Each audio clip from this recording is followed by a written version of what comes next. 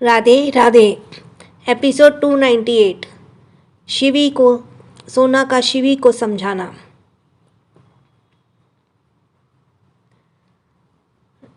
शिवी अपने कमरे में आराम से सो रही थी। वो सोते हुए बहुत मासूम लग रही थी। कमरे की लाइट डिम थी। उसमें सिर्फ उसका छोटा सा प्यारा सा चेहरा दिखाई दे रहा था। तभी धीरे से उसके कमरे का दरवाज़ा खुला। कोई दबे पाँव अंदर आया और दरवाज़ा बंद करके धीरे से उसके पास बैठ गया। वो उसके पास के चेहरे को बहुत प्यार से देखने लगा। तुम बहुत मासूम हो। मुझे पता नहीं था तुम्हारे साथ पास्ट में इतना बुरा हुआ है, पर मुझे पता होना चाहिए था। मुझे सच जानने का हक था। मैं तुमसे बहुत प्यार करता हूँ प्रिंसेस। पीहू ने भी मुझे उसके लिए छोड़ दिया। तुम भी मुझे दूर भाग रही हो। मैं क्या करूँ प्रिंसेस? तुम दोनों ही तो मेरी लाइफ की सबसे प्रेशियस चीज़ हो। तुम्हारे बिना मैं क्या करूँ? मैं बहुत अकेला हो गया हूँ। Can't live without you. कहते हुए उसकी आंखें नम हो गईं। उसने अपने आंसू साफ किए। कुछ देर शिवी को देखना ही रहा था। कुछ देर बाद उसने धीरे से शिवी के माथे को चूम लिया और जाने के लिए खड़ा हो गया। तभी उसका हाथ बेड साइड टेबल पर रखे लैंप को छू गया, जिसमें लैंप से हल्की आवाज़ हुई। उस आवाज़ से शिवी की नींद खुल गई। उसने देखकर दीप जल्दी से बेड के पास ज़मीन पर लेट गया। उसे डर था अगर शिवी ने इस वक्त उसे यहाँ देख लिया तो वो फिर से डर जाएगी। शिवी उठकर बैठ गई। कौन? पीहू, क्या तुम हो? उसने बेड पर हाथ घुमाया लेकिन वहाँ कोई नहीं था। पीहू, कहाँ हो तुम? पीहू। उसने कमरे की लाइट जलाया और इधर उधर देखने लगी। कमरे में कोई नहीं था। वो घबरा गई। पीहू, कहाँ हो तुम? मुझे डर लग रहा है। पीहू। शिवी ने जब कोई रिस्पॉन्स नहीं पाया तो उसकी घबराहट बढ़ गई। अंश भाई। वो जल्दी से कमरे से बाहर भाग गई। उसके जाने के बाद दीप, जो बेड के दूसरी तरफ सरकते हुए आ गया था, वो खड़ा हुआ और शिवी के पीछे चला गया। शिवी के कमरे से 3 कमरा छोड़कर अंश का कमरा था। उसने बिना सोचे समझे अंश के कमरे का दरवाज़ा खोला और अंदर आने को ही थी कि उसके कदम रुक गए। उसके सामने अंश ने सोना को अपनी गोदी में बिठा रखा था और उसे किस कर रहा था। उसे 2 दिन पहले हुए अपने साथ का यह मोमेंट याद आया, जब दीप ने उसे गोद में खींच लिया था और उसे ज़बरदस्त किस करने लगा था। उसे घबराहट होने लगी। वो पीछे की तरफ लड़खड़ा गई। उसके सहारे के लिए पास के टेबल को पकड़ लिया, लेकिन उसमें रखा बुके उसके हाथ से लगने से ज़मीन पर गिर गया। उसकी आवाज़ सुनकर अंश और सोना का ध्यान शिवी पर आ गया। दोनों एक दूसरे को देखने लगे। सोना जल्दी से अंश की गोदी से उतरकर खड़ी हो गई। शिवी। वो आगे कुछ कहती उसी पहले ही शिवी सोना के पास आई और उसका हाथ पकड़ते हुए उसे कमरे से बाहर खींचने लगी। अंश ने जल्दी से सोना का दूसरा हाथ पकड़ लिया। शिवी, तुम। शिवी अंश को घबराई नज़रों से देखते हुए लगातार सोना के हाथ को खींच रही थी, पर अंश ने सोना के हाथ को पकड़ने की वजह से सोना अपनी जगह से हिल भी नहीं पा रही थी। सोना समझ गई थी शिवी ने जो देखा उससे उसके उन दोनों को गलत समझ लिया है। उसने अंश को देखकर उसका हाथ छोड़ने का इशारा किया। अंश ने उसका हाथ छोड़ दिया तो शिवी सोना को लेकर कमरे से बाहर चली गई। शिवी, तुम हमें कहाँ ले जा रही हो? सोना ने कहा। शिवी ने कुछ नहीं सुना और कुछ बड़बड़ाते हुए सोना को ले जा रही थी। बहुत बुरे। अंश भाई बहुत बहुत बहुत बुरे हैं। शिवी सोना की बात नहीं सुन रही थी। सोना ने उसे रोकने के लिए अपने दूसरे हाथ से उसका हाथ पकड़ा, उल्टा उसे अपनी तरफ खींचकर उसे अपने गले से लगा लिया। वो उसके सर को सहलाते हुए बोली, शिवी, तुम शांत हो जाओ। तुमने जो देखा वो वैसा नहीं है जैसा तुम समझ रही हो। शिवी ने घबराहट में सोना को कस के पकड़ लिया। उसने कहा, मैंने देखा, मैंने देखा। उसने कहा और रोते हुए ज़मीन पर बैठ गई। सोना भी उसके सामने घुटनों पर बैठ गई। शिवी ने इस तरह उसे देखा और सोना के आंखों में आंसू आ गए। सोना को पीहू ने हवेली आते वक्त सब बता दिया था। उसे शिवी के पास्ट के बारे में जानकर बहुत दुख हो रहा था। उसके साथ वो हुआ था जब वो उसका मतलब भी नहीं जानती थी। सोना ने उसे फिर से अपने सीने से लगा लिया और उसके पीठ को सहलाने लगी। श्श, तुम पहले शांत हो जाओ। तुम तो बहुत बहादुर हो ना, ऐसे घबराते नहीं। कुछ ही देर में शिवी शांत हो गई। सोना उसे उसके कमरे में लेकर आई। उसने शिवी को बेड पर बिठाया और टेबल से पानी का ग्लास लेकर पिलाने लगी। उसने ग्लास वापस से टेबल पर रखा और उसके हाथों को पकड़कर उसके पास बैठ गई। शिवी ने उसे हक कर लिया। सोना उसके बालों पर अपना हाथ फेरने लगी। सोना उससे कुछ कहना चाहती थी, पर उसे इस तरह देखकर उसने कुछ भी नहीं कहा। कुछ देर बाद सोना को महसूस हुआ शिवी उसी तरह से सो गई है। सोना ने उसको खुद से अलग किया और उसके ऊपर सर को धीरे से तकिए पर रखते हुए उसे देखने लगी। उसने कहा, कितना दर्द है तुम्हारे अंदर, और हम इस गलतफहमी में थे कि एक हम ही हैं जिसके किस्मत में महादेव ने खूब सारी तकलीफ़ें लिखी हैं। पर हम गलत थे। इतनी छोटी सी उम्र में तुमने वो दर्द सहा है जिसके बारे में हम उस वक्त तुम्हें पता भी नहीं था। सोना की बातें शिवी तो नहीं, पर दरवाजे पर खड़े दो लोग चुपचाप सुन रहे थे। सुबह 7 बजे सोना की नींद खुली। उसने देखा शिवी उससे किसी छोटी बच्ची की तरह लिपट कर सो रही है।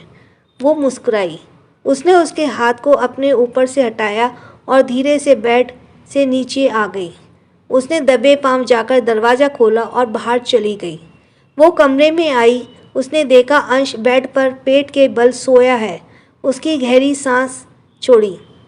वो उसके पास आई और उसके सर पर हल्का सा किस कर कर कबर्ड से कपड़े लेकर वॉशरूम में चली गई। इधर सम्राट के कमरे में सम्राट और पीहू आराम से सो रहे थे। दोनों के ऊपर कपड़े के नाम पर सिर्फ एक सफ़ेद रंग का ब्लैंकेट था। सम्राट ने पीहू को पीछे से अपनी बाहों में भरा रखा था। दोनों ने ऊपर सुबह की धूप पड़ रही थी। कमरा पूरी तरह से अस्त व्यस्त था। बेड के तकिए जमीन पर बिखरे हुए थे और दोनों के कपड़े भी फर्श पर इधर उधर पड़े थे। दोनों आराम से सो रहे थे, तभी किसी ने उनके कमरे के डोर को नॉक किया। दोनों की नींद खुल गई, लेकिन आलस के वजह से दोनों में से कोई भी अपनी आंखें नहीं खोल रहा था। एक बार फिर से किसी ने दरवाज़ा नॉक किया। पीहू ने आधी नींद में सम्राट के हाथ को अपने कमर से हटाते हुए कहा, सम्राट देखो ना, कोई दरवाज़ा खटखटा रहा है। सम्राट ने भी आलस में कहा, तुम जाओ। पीहू ने अपनी आंखें हल्की सी खोली और बेड से उठ गई। उसने ज़मीन से सम्राट का शर्ट उठा लिया और पहनकर बटन लगाते हुए दरवाज़ा खोलने चली गई। उसने आखिरी बटन लगाया और दरवाज़ा खोला। उसकी आंखें आलस की वजह से खुल भी नहीं पा रही थीं। उसने कहा, जी दीदी, आप इतनी सुबह सुबह क्यों आई हैं? पीहू को लगा था वे लोग इस वक्त सम्राट के फार्म हाउस पर हैं और वहाँ पर काम करने वाली एक मेड उन्हें जगाने आई है। सामने से जब किसी ने रिस्पॉन्स नहीं मिला तो उसने अपना मुंह खोला और मुंह के आगे चुटकी बजाते हुए सामने देखा। उसकी आंखों में अभी तक नींद थी, लेकिन सामने खड़े एक शख्स को देखकर उसकी नींद पूरी तरह से उड़ गई। उसने देखा वो अभी किस हाल में है। उसने अपने आप को हाथों से ढक लिया और दरवाजे के पीछे चली गई। उसने कहा, मॉम, ओ गॉड, ये सब मेरे साथ ही क्यों होता है? दरवाजे पर पीहू को देखकर नीलिमा फ्लर्ट कर खड़ी हो गई। उसने कहा, बेटा, सम्राट से कहना मैंने उसे मेरे कमरे में जल्दी बुलाया है। मुझे उससे कुछ ज़रूरी बात करनी है। ओके मॉम, पीहू ने ऑकवर्ड होते हुए कहा। नीलिमा मुस्कुराते हुए जाने लगी। उसने कहा, लगता है बहुत जल्दी फिर से एक गुड न्यूज़ मिलने वाली है। उसने ये इतना ज़ोर से भी नहीं कहा था कि, लेकिन पीहू ने सुन लिया। उसने अपने सर पर मारा और जल्दी से दरवाज़ा बंद करके सम्राट के पास आ गई। सम्राट अब पेट के बल लेटा हुआ था। उसने सम्राट को जगाते हुए कहा, सम्राट उठो, जल्दी उठो। सम्राट ने आलस में अपना मुंह दूसरी तरफ घुमा लिया। पीहू उसे फिर से जगाने लगी, लेकिन वो नहीं जागा। पीहू ने जल्दी से बाथरूम से बकेट में पानी लाकर सम्राट के ऊपर डाल दिया। सम्राट हड़बड़ाते हुए जाग गया। उसने कहा, बाढ़ आ गई, बाढ़ आ गई है क्या? उसने अपने चेहरे से पानी साफ किया और सामने देखा। पीहू ने बकेट का साइड में फेंका और सम्राट के ऊपर बेड पर चढ़ते हुए बोली, बाढ़ नहीं, सुनामी आई है।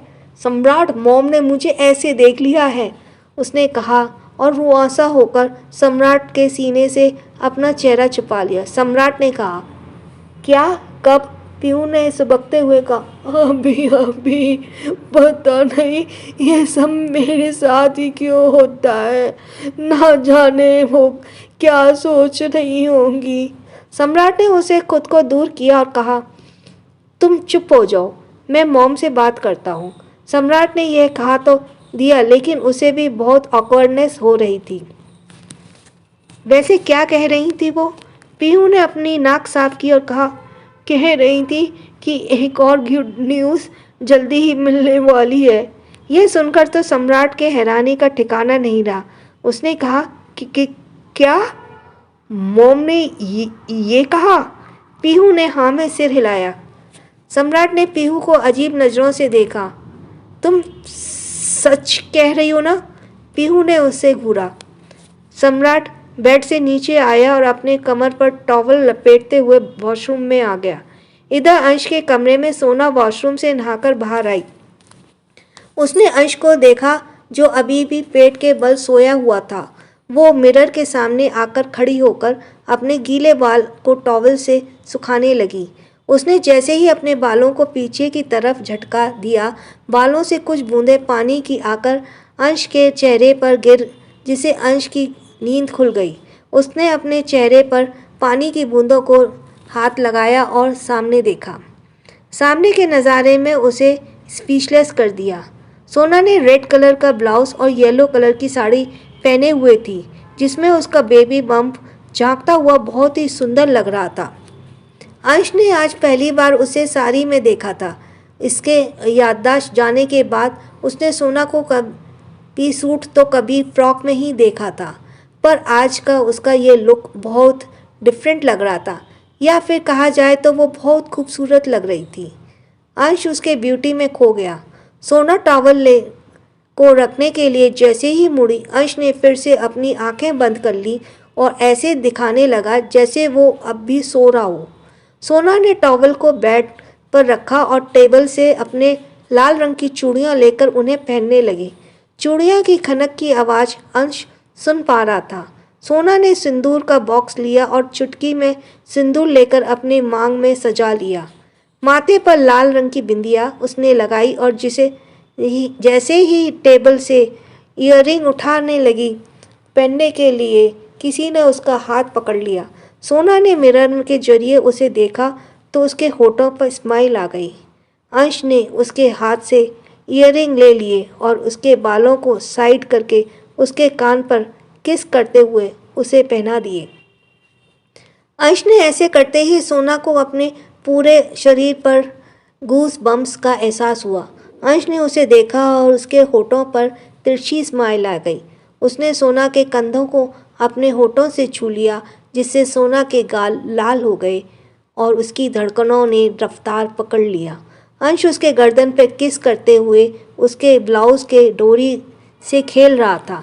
सोना उसके इतने सारे टचेस से सिहर रही थी। उसने कहा, अंश, दरवाज़ा खुला है, कोई आ जाएगा।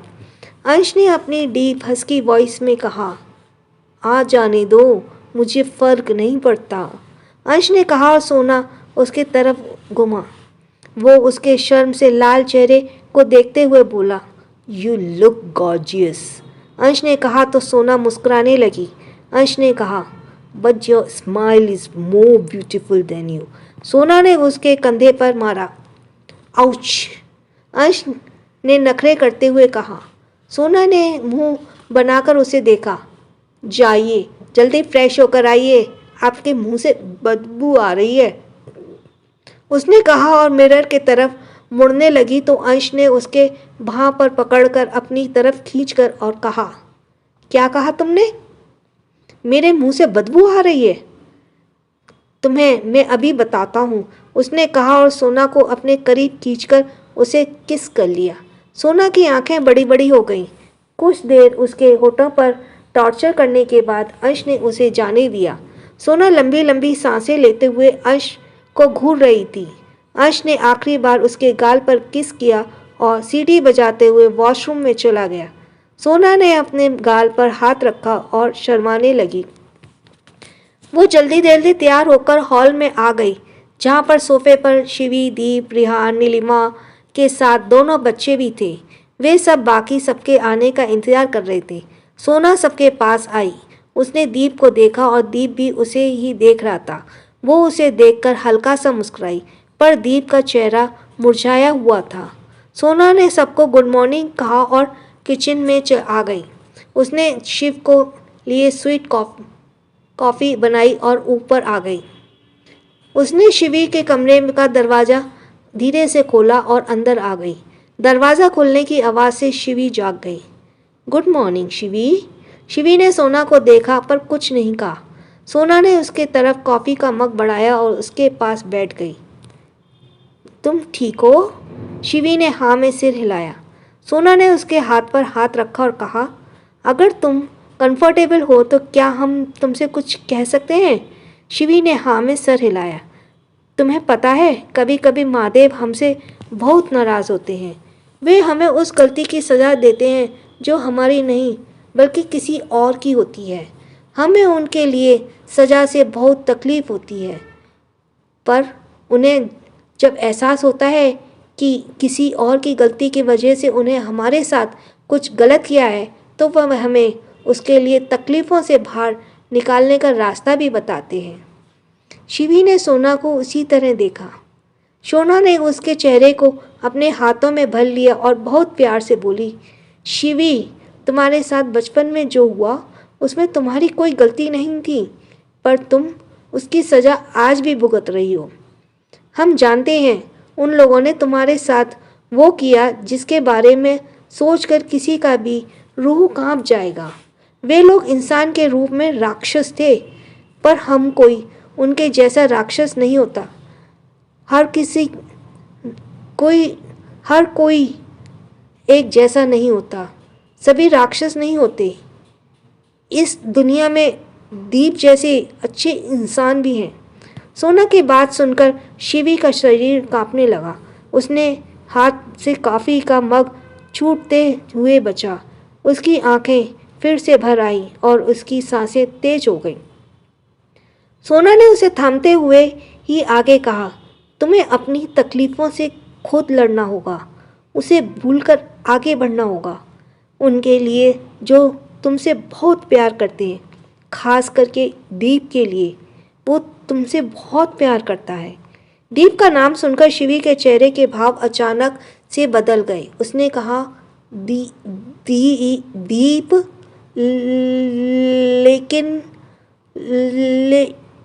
लेकिन उन्होंने मेरे साथ।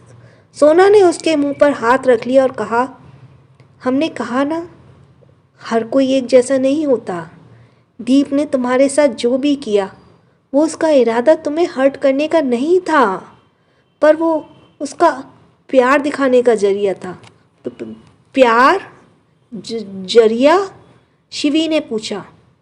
हाँ, प्यार दिखाने का जरिया।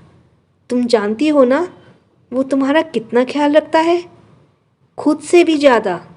वो तुम्हें हर्ट करने के बारे में कभी सोच भी नहीं सकता। और तुम ये भी जानती हो कि तुम भी दीप से बहुत प्यार करती हो, पर तुम्हारा डर इस वक्त तुम पर हावी है। तुम्हें अपने डर से लड़ना होगा Shivi. But I can't. Shivi ने सोना का हाथ हटाना चाहा तो सोना ने उसे अपने सीने से लगा लिया। सोना ने कहा, हम जानते हैं तुम्हारे लिए ये आसान नहीं होगा, पर तुम दोनों हस्बैंड एंड वाइफ हो शिवी। उसका तुम्हारे पास आना नॉर्मल सी बात है। हम ये भी जानते हैं कि तुम अपने और दीप के रिश्ते में आगे बढ़ने के लिए तैयार नहीं हो, पर कभी ना कभी तुम्हें इस चीज़ का एक्सेप्ट करना होगा। हम तुम्हें फोर्स नहीं कर रहे, हम तुम्हें समझा रहे हैं, एक बड़ी बहन की तरह। सोना ने कहा तो शिवी रोने लगी। उसने रोने की आवाज़ इतनी तेज थी कि हॉल में बैठे सभी लोग भागकर उसके पास आ गए। सबने शिवी को इस तरह रोते देखा तो परेशान हो गए। अंश तैयार होकर नीचे ही जा रहा था। उसने भी रोने की आवाज़ सुनी और कमरे में आ गया। वो गुस्से से उसके पास आया और सोना का बाँह पकड़कर खड़ा करते हुए कहा, शिवी ऐसे क्यों रो रही है? तुमने क्या किया उसके साथ? सोना अंश को हैरानी से देखने लगी। अंश शिवी के पास बैठा और उसे अपने सीने से लगा लिया। सोना ने कहा, नहीं, हमने कुछ भी नहीं किया। सोना की आंखें पहले से ही नम थीं। अंश के रूट टोन के बात करने से उसकी आंखें झलक आईं। अंश ने शिवी को शांत करते हुए सोना को देखा। सोना को इस तरह देखकर उसे एहसास हुआ अभी अभी उसने उसके ऊपर चिल्लाया था। उसने गिल्ट के साथ उसे देखा। सोना ने अपने आंसू साफ किए और कमरे में चली गई। उसके जाने के बाद दीप शिवी के पास गया। नीलिमा अंश को चिल्लाते हुए बोली, अंश, तुम्हें उस पर ऐसे नहीं चिल्लाना चाहिए था। देख नहीं सकते उसकी हालत क्या है? अंश ने शिवी को छोड़ा और सोना के पीछे आ गया। उसने देखा सोना सीढ़ी पर बैठी सुबक रही है। वो उसके पास आकर बैठ गया। अंश ने कहा, I know this is my fault, don't cry, my kids will be hurt. सोना और ज़ोर से रोने लगी। अंश परेशान हो गया। उसने कहा, ओके ओके ओके, अगर तुम्हें मुझ पर चिल्लाना है तो वो चिल्ला लो और डांटना है तो डांट लो, लेकिन प्लीज़ प्लीज़ चुप हो जाओ। सोना और ज़ोर से रोने लगी। अंश ने आसपास देखा। मेट्स उन दोनों को ऐसे देखकर हैरानी से अपनी जगह पर खड़े हो गए थे। तभी आयांश उसके पास आते हुए मासूमियत से बोला, डैड, मुझे लगता है मम्मा को चॉकलेट चाहिए। अंश ने सोना को देखा और कुछ सोचते हुए कहा, ओके, आज तुम जो भी खाना चाहो खा सकती हो, मैं तुम्हें नहीं रोकूंगा। अंश ने कहा तो सोना ने अपना लाल नाक साफ किया और अंश को देखते हुए बोली, सच्ची? अंश ने हाँ में सिर हिलाया। ठीक है, फिर हमें आज गोलगप्पे, चाट, छोले भटूरे, जलेबी और रबड़ी खानी है। अंश ने उसे अजीब सा मुंह बनाकर देखा। क्या ये इसीलिए रो रही थी? Thanks for listening. छोटों को प्यार, बड़ों को सम्मान। अब मैं न्यू सीरीज शुरू करनी है। प्लीज़ कमेंट में बताइए कौन सी शुरू करूँ स्टार्टिंग से। And thank you. Radhe Radhe.